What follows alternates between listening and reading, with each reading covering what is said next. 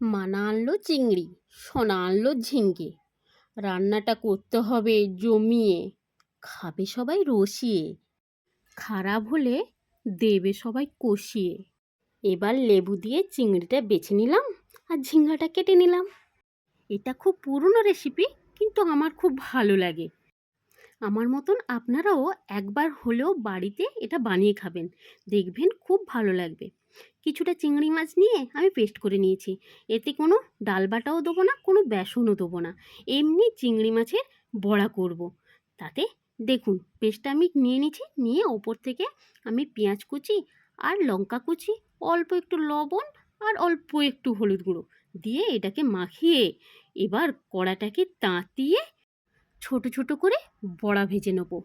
বড়াগুলো যা হয়েছিল কি বলবো! আর আপনারা ভাবছেন যদি কড়াই লেগে যায়, একদম লাগবে না। খুব সুন্দর বড়াগুলো হয়েছিল।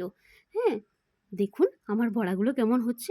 ভাজার সাথে সাথে একটা দুটো করে খেয়ে নিল আর কি। এইটুকুনি বড়া বেঁচেছে, ঠিক আছে, এটা দিয়েই বানিয়ে ফেলবো। দেখুন গরম তেলে অল্প একটু কালো জিরা ফোড়ন দিয়ে দিলাম, অল্প একটু পেঁয়াজ কুচি ছিল সেটাই দিয়ে দিলাম, দেওয়ার ইচ্ছে ছিল না খুব একটা। এবার ওপর থেকে ঝিঙেগুলো দিয়ে দিলাম, দিয়ে বেশ কিছুটা নাড়তে হবে। ঝিঙে তো, এতে থেকে জল বেরোবে।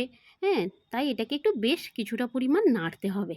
ওপর থেকে একটু হলুদ গুঁড়ো দিয়ে দিলাম। দেখুন বাটনা কি দিচ্ছি, অল্প একটু সর্ষে, দুটো কাঁচা লঙ্কা বেটে নিয়েছি, ওটাই দিয়ে দিচ্ছি।